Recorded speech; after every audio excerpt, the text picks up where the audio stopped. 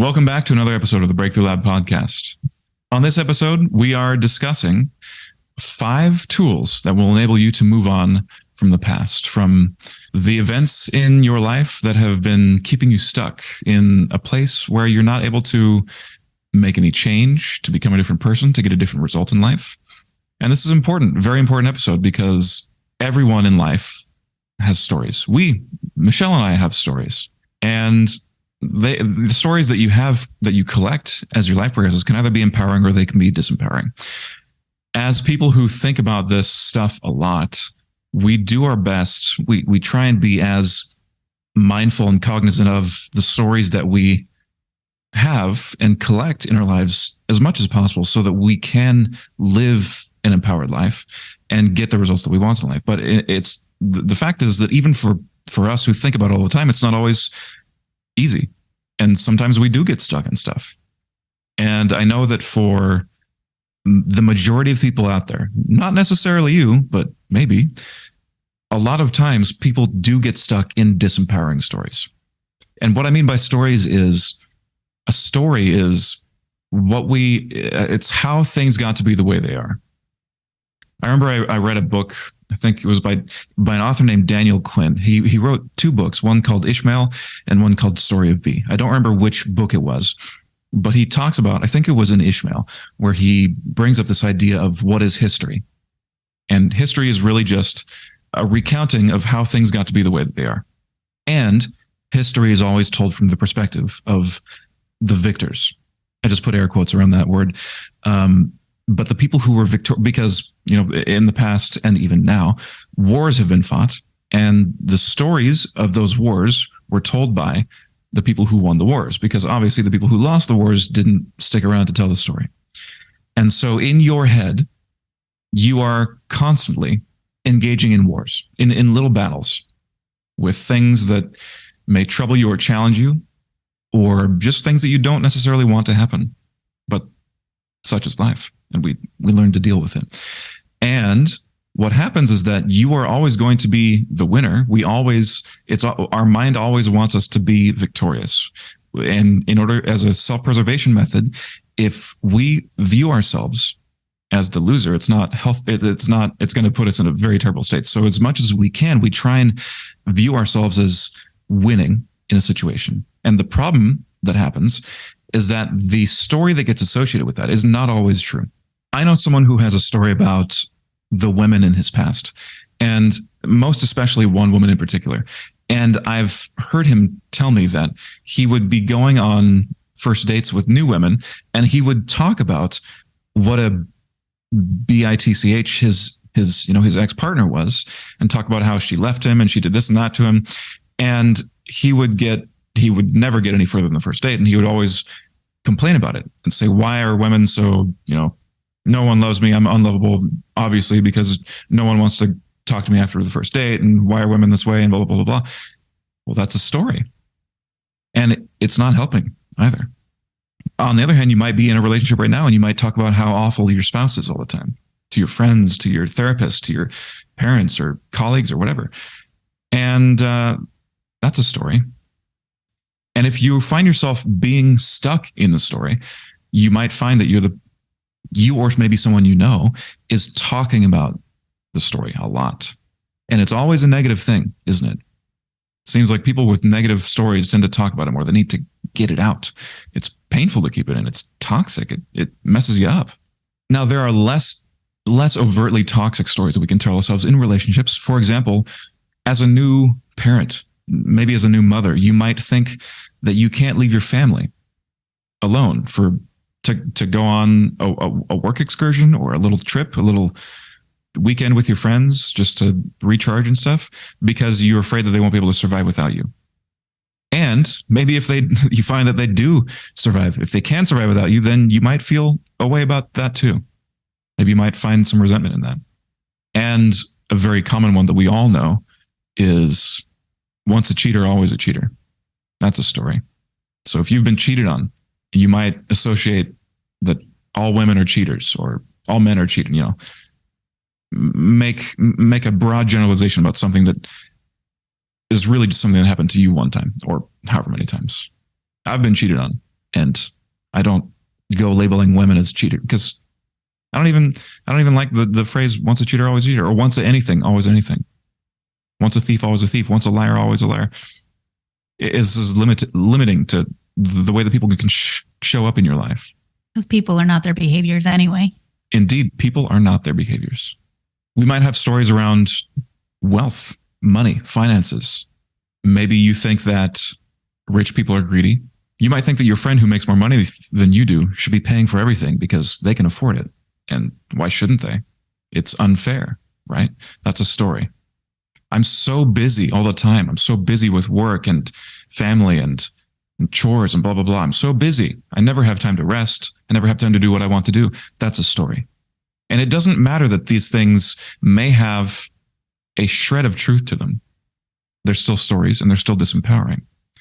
I used to have, and I don't even know if I would say I really had it because this is a syndrome and it doesn't really mean anything. But I had gut issues for a while, many years ago. IBS, irritable bowel syndrome. I dealt with that for a while. And the story that I created in my head was, well, I just can't eat anything except for like chicken and rice now because I've got IBS. That was a story and it was not serving me. And I was stuck in it for a while. I know people who have had long COVID who think their life is over now. And that's a story. And it's not true.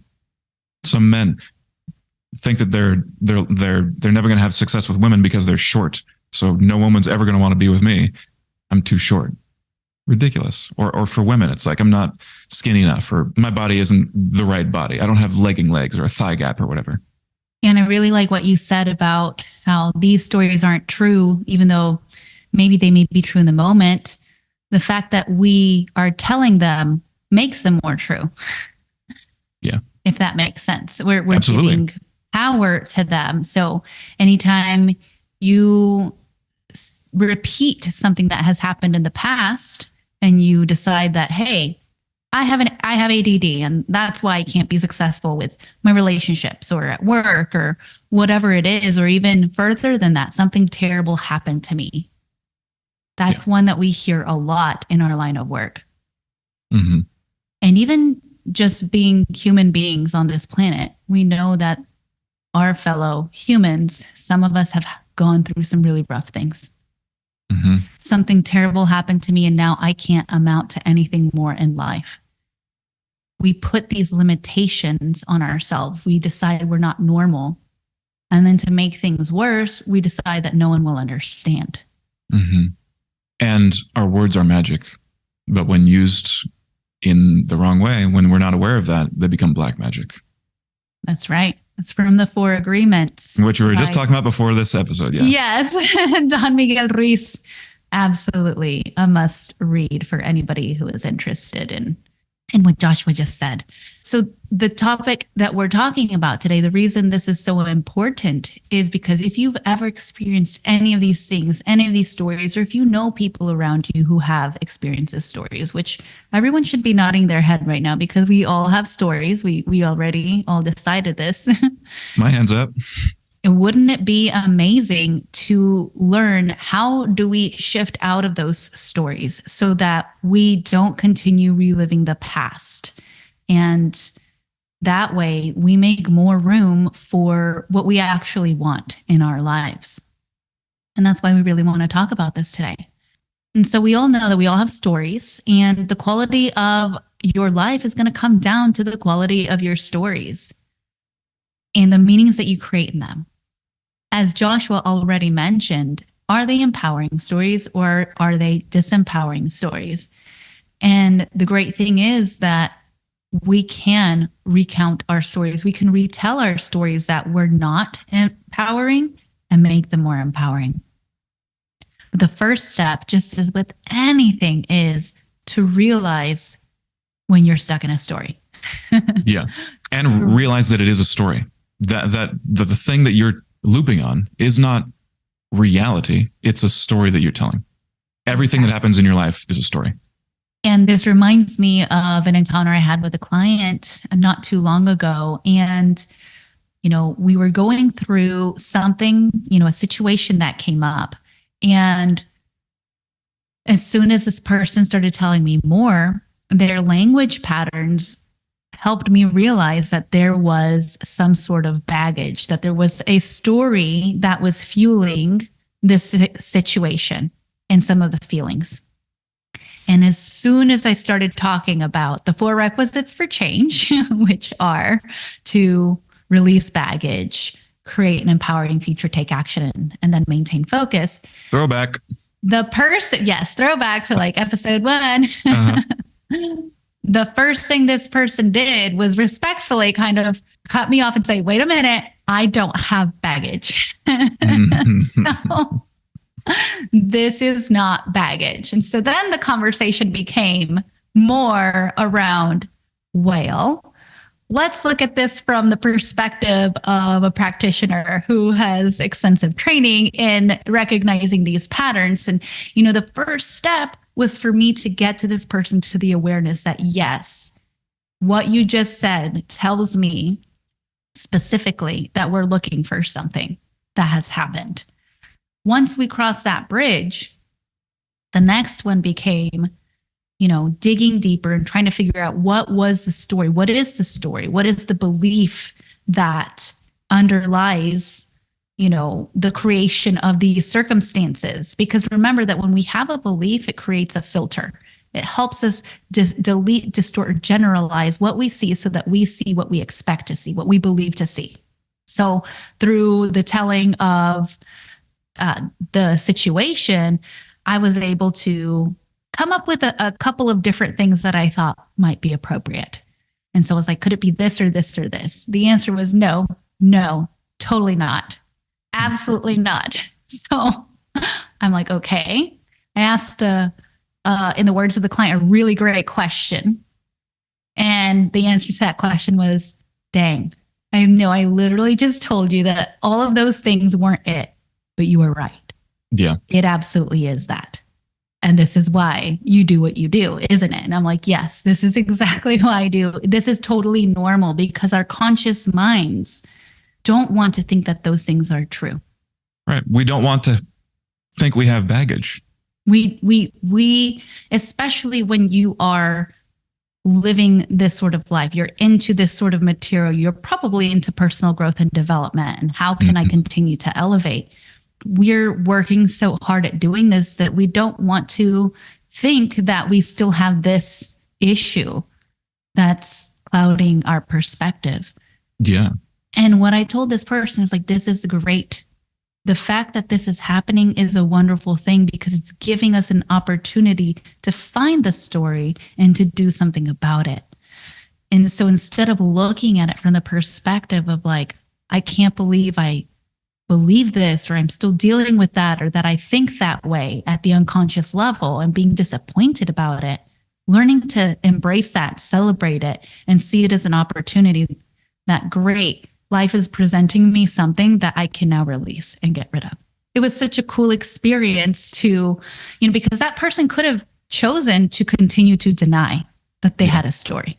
And so I, very much admire the individual for saying, you know what, I know I just said no to when you said these things, but actually, yes, you were right. It was one of those things that you mentioned. I think it's this.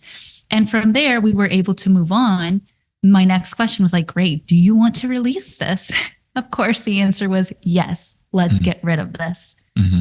And so the first step is always, as Joshua said, you have to realize that it's a story, come to terms with it, and even, change your perspective on it, right? Like see it as an opportunity to change. Yeah. This happened. These things are happening. Now, what can I do about it? How can I elevate from this? Yeah, it's so important to look at everything in life, everything that triggers you as an opportunity for growth and change, if you want to live an empowered life. And kudos to that person for doing the work with you and admitting to that. Were they the kind of person who was into personal development stuff, like you were saying? Very, very much so. In fact, I would say highly advanced, which can make it more difficult. Yeah, for sure. Absolutely. It just meant you said something that I wanted to note. You said that when you are really into this stuff, like you and I and that person, or you, the listener, probably, if you're listening to this podcast, you're probably very into it too. It can be difficult to admit that we still have stuff, still that we have baggage, that we have stories that we're telling ourselves that are not true necessarily. And that can make it very difficult. The other thing that can make it very difficult is that sometimes we just want to be right. And for us to think that the story that we're looping on, that we've told ourselves all this time, is not true now, can be a huge blow to the ego. And if you've read the work of Eckhart Tolle and how much he talks about the ego and how it tries to preserve itself and essentially the story of how things ought to be the way they are, that's such a difficult thing to overcome. Yeah, and it's actually one of the biggest roadblocks is the reason people get stuck in their story is because they have something to gain by being stuck in it. Yeah. So, like you said, confirmation that you were right, attention, love. There's a reason. Like, we don't just keep our stories. Our unconscious mind doesn't keep the story replaying over and over just because it happened. There's always a reason to keep on holding on to it. Right. Otherwise, you would loop on everything in your life, good or bad. You would loop on the shower that you took or whatever, like you're absolutely right. The big thing that keeps us stuck in the story is that we think we have something to gain from it. Love the way you said that. Once you're able to get to the point where you're embracing that, hey, you're right, crap, I have a story. And, I've been holding on to it for whatever reason.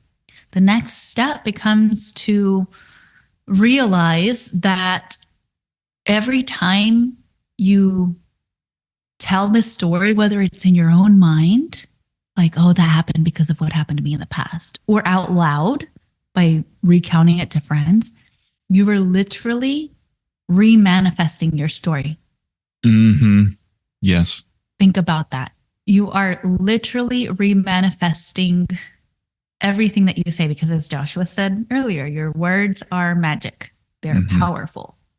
Your unconscious mind is eavesdropping on everything you say internally in your head or externally, or even what other people are saying. And so if you're around a negative environment where people are saying negative things all the time, or you're constantly looping a situation over and over and over and over and over, or you're going out to happy hour and telling all your friends how miserable you are and just telling the story of how awful things are for you, your unconscious mind, I heard such a great analogy from my mentor, and he actually got it from one of our peers in the coaching community. He's actually an ex-NFL Super Bowl champ. His work with mindset with NLP actually helped his team win the Super Bowl. I won't get into that, but yeah, powerful stuff. So he's a true believer, but the way he explains it is that think of your conscious mind as like a 5-year-old. Okay, your conscious mind is a 5-year-old, and think of your unconscious mind as a dog, a little puppy. And think about your conscious mind, aka the 5-year-old, going up to the dog and telling the dog, hey, I want you to know that I don't want this, and holds up a ball. No, okay? Yeah, I love this. Holds up a ball to the dog and says, I want you to know I don't want this, okay? So please don't bring it back to me. Please don't go after this, okay? But the dog doesn't speak English. The dog only sees the 5-year-old holding up the ball, and for anyone listening. And hearing a command it knows, bring it back to me. Exactly. Yes. Yeah. And it doesn't understand the word don't. Right. It just sees a visual.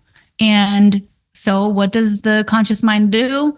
Throws the ball and says, hey, I don't want this, okay? And what does the unconscious mind do? Yeah. It says, oh, let me get it. I get it. And that is a brilliant analogy. Isn't it? Like totally kudos to him, Chuki Okobi. And he, and so I hope that paints a powerful illustration of why, since your unconscious mind is literally listening to everything you are saying, even though you're talking about how miserable it is and how much you don't want it to happen anymore, why does it keep on happening? it's just getting this visual, because the unconscious mind thinks in pictures of you thinking about that thing that you don't want anymore. And all it can understand is you want more of this because you talk about it a lot. You think about it a lot. You surround yourself with this stuff. This must be what you want, because this is what you're focusing on. Sounds like me when I had IBS or hemorrhoids even. Or anything. Any illness. Like, sounds like me too. And this is linked very closely to the fourth requisite for change. Focus on what you want, not on what you don't want. And so that is why, if one of the biggest tools we have is to start thinking more about the things that we want, stop talking about the story. So we know that you don't want to be living that way anymore. What do you want instead? What do you want instead of that? Talk about that. Think about that. Train your mind to see those visuals, to hear those things, to feel the feelings associated to those things. And, this can be so hard to do, especially if you have some sort of illness. Joshua with his IBS, I have had my own fair share of sleep issues, digestive issues, all the issues. And even there, one of the most groundbreaking things that I learned is that 99% of all diseases are psychosomatic. That means that they originate in your brain. That doesn't mean that they're not real. It means that they originate in your mind. And the more you think about it, the more you perpetuate, the more you continue to program your body to create a disease. Now, we can choose to look at this as a negative thing, or we can choose to look at this as a positive thing, because this is great. It means that if we can change the way we think, we can change our mind, we can change what we're experiencing as well. I love, by the way, that you just said that it doesn't mean it's not real. It just means that it's originated in your mind, because I actually have always heard the word psychosomatic and thought that it was sort of a dismissive way of talking about something that's happening. Like, oh, it's just psychosomatic. Like we shouldn't, take it seriously or something. But now that you said that, I just went and looked it up. Psychosomatic, of relating to or concerned with both mind and body, bodily symptoms caused by mental or emotional disturbance. That's such an important distinction. I didn't realize that. So thank you for pointing that out. Of course. And it's this is where a lot of medicine is going this way now. How advanced we are, how long it'll take us to figure all of that out. Who knows? I mean, I can tell you that my IBS stuff was definitely mentally and emotionally originated. Yeah. A lot of my sleep issues were as well, because I would wake up every day and I would look at my sleep tracker and how awful my sleep was. And then I would reinforce how bad it was. And then I would talk about it. And one day my husband told me, well, what if you just didn't look at it anymore? Yeah. And my initial reaction was to be like, that what'd you just say? Like, what do you mean? Like, I felt affronted at first, just for a second. And then I was like, you know what? I'm going to try it. And guess what? I started sleeping better, because I stopped looking at it and I stopped talking about it. And I even got to the point where I was like, honey, please don't ask me how I slept in the morning. Because if I repeat it, then I just ingrain it if it wasn't good. Yeah. It becomes the story.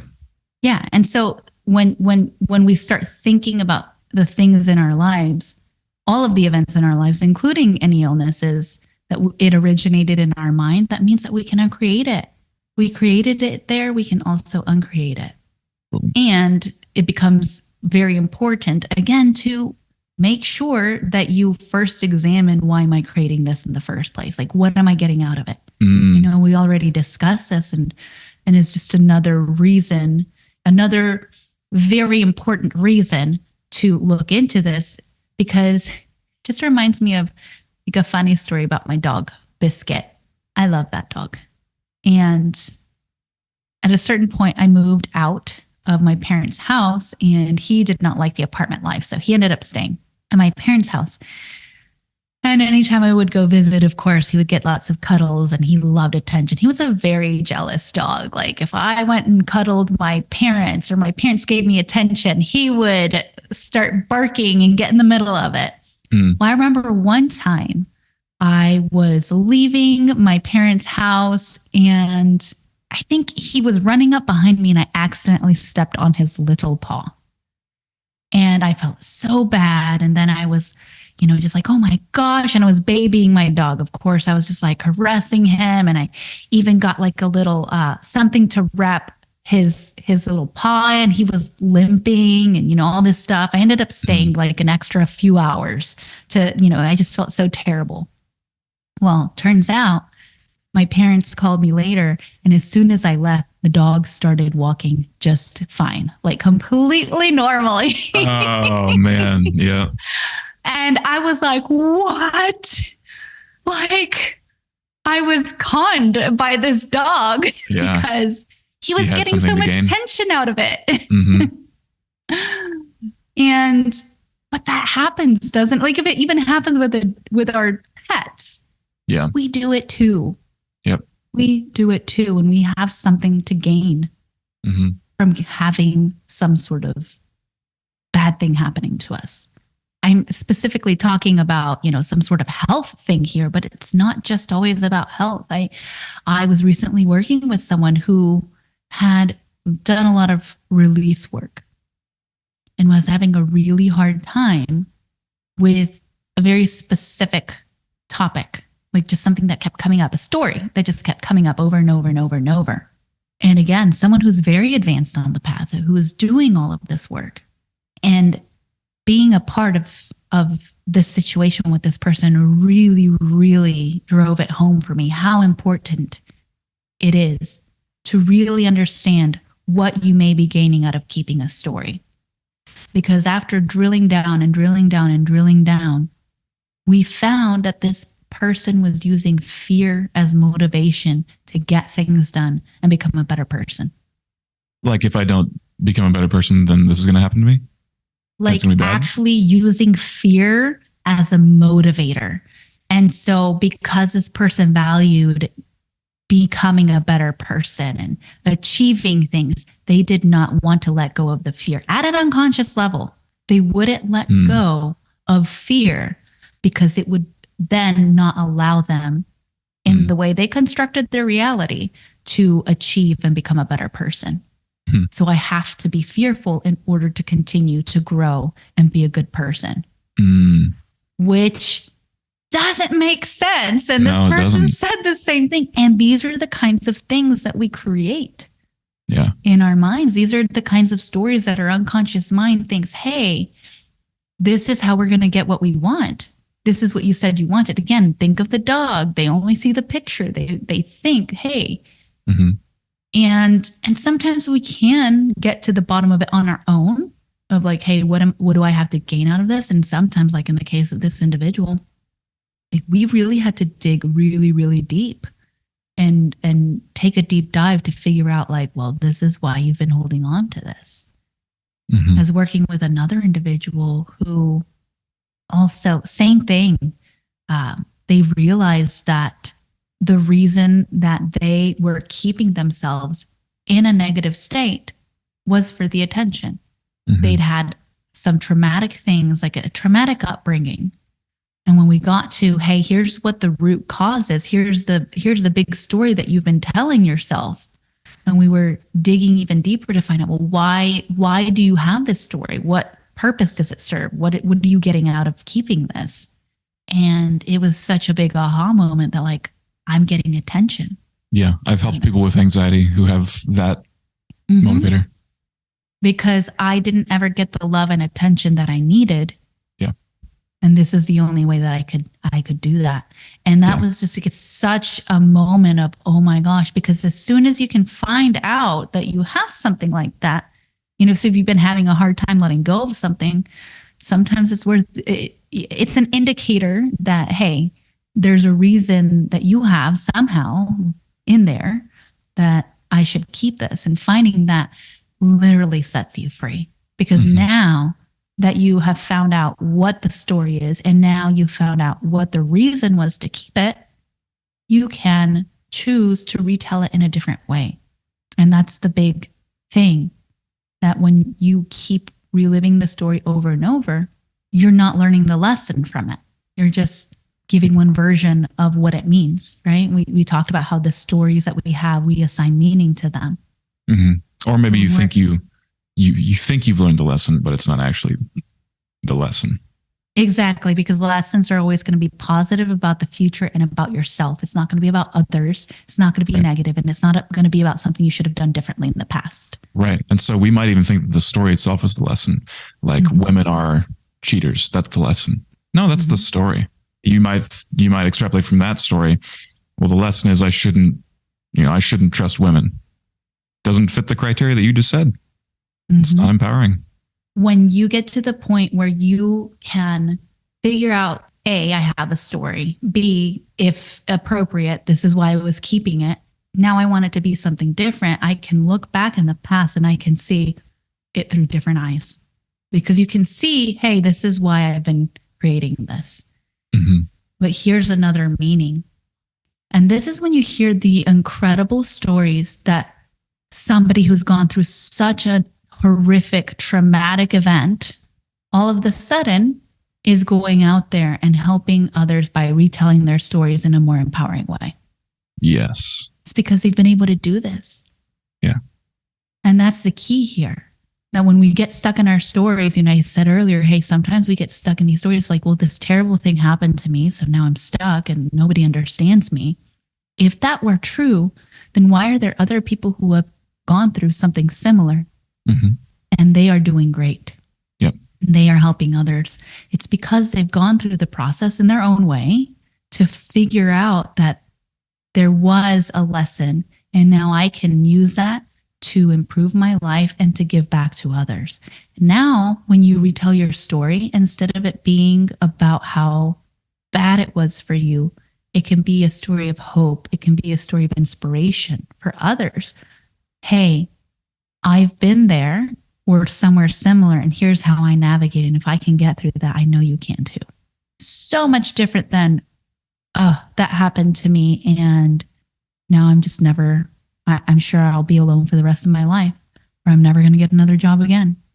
Yeah. So to recap, it really, the first and most important thing is gaining awareness that you are not your story, that your story probably isn't even true, recognizing that the story that you're telling is disempowering, and to become aware of what the secondary gain is of you keeping that story, what you're getting out of it. Are you getting attention? Are you getting love? Are you getting confirmation that you're right? Are you getting an excuse, a reason why it's okay that you're not doing such and such thing, or that you are stuck in such and such place? What are you getting out of it? Become aware. The second step is to reframe whatever it is that story is. Find a different way to tell it. Find a way to get beyond the limiting belief, thought, story, or narrative. And we've talked about this before. There's two different major ways that you can reframe, and that is by changing the meaning of something. So instead of saying, hey, I was cheated on, that means that all women are cheaters, it could be something like, hey, I was cheated on, that means that my soulmate is actually still out there looking for me, waiting for me to find them. Yep. That's a great reframe. Completely different way to look at it. So let's just, contextual reframe could be, instead of saying, oh, I'm so busy all the time, I'm overworked, I'm so overwhelmed, I've got so much going on. Well, what about 5 years from now, when because of all the hard work you've done, you've got an amazing family, amazing kids who are independent, and you are up the ladder in your job because of everything that you're doing. And now you are living that life that you've always wanted. Yeah. And the third thing that you can do is you can start building this into your daily habits to make a daily practice out of looking for even just one thing in your day-to-day life that you can change the meaning of or change the context of to reframe something into the positive. Yeah. And what that does is that it starts to train your brain to find the positive anytime you have a challenge. Yeah. Because remember the dog with the ball. So it'll be so much easier for you. For a fourth thing you can do, you can look into gratitude journaling. maybe every morning or every night or both, you can open up your journal and write down things that you are grateful for. And I don't mean things like the sun or, yeah, it's fine to write stuff like that. But the more specific you can be with this stuff, the better result you're going to get. The more it's going to be internalized, and more this will become just a daily, or not a daily, but a habitual thing you have of focusing on what's good and being grateful for it. It just trains you to be a more positive person and to look for the positive in life. Yeah. So, for example, instead of just writing, like Joshua said, the sun, well, why? Why are you grateful for the sun? Because when you dig deeper and find out why, the why is the actual thing you're grateful for, if that makes sense. Mm-hmm.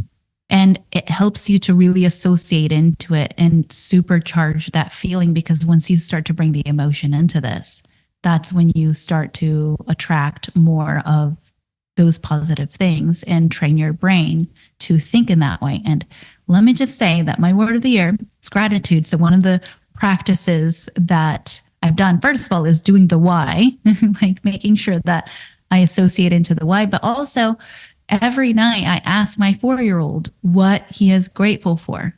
And if my little 4-year-old dude, who only has 4 years of memories, and not even that, because I'm sure the first 2.5 are really fuzzy at best, he thinks of something new to say every single day. Every single night, he thinks of something different, even if it's from a memory of something that happened before. So if he can do this, we are certainly capable of finding things that we are grateful for in our day. Mm-hmm. And the 5th thing that you can do is to get the learning.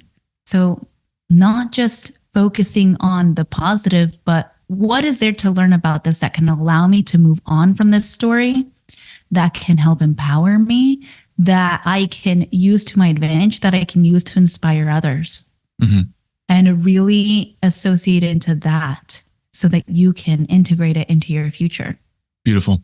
So again, those 5 things that you can do are to build more awareness, realizing that you're not your story, and if appropriate, even figuring out why you're holding on to it. Yeah. The second one is to reframe the stories, to reframe the limiting beliefs, thoughts, stories, and narratives that you've got. The third step is to reframe challenges on a daily basis so that you start to train your mind to do this automatically, and you become a more optimistic person as a result. The 4th thing is to do a gratitude journal and think about all of the things that you are grateful for in your life and why. And the 5th thing is to get the learning from whatever it is, whether it's a challenge, whether it's a story, whether it's a pattern that you see repeating over and over. What is the lesson in this that, were I to learn it, would allow me to move on from this and inspire others in the process? Yeah, that's it. And if you only do one thing, if you're only going to do one thing from this list of 5 tools, let it be becoming aware. Because so that you can stop talking about it. So that you can shut up. Because the simple act of becoming aware is going to put you in such a different position. You might even just do the rest of the things automatically without even trying to do it. Everything starts with awareness. That's what we love on the Breakthrough Lab podcast. And we hope you've had a good session with us. We've certainly enjoyed it, and we love you. We'll see you next time.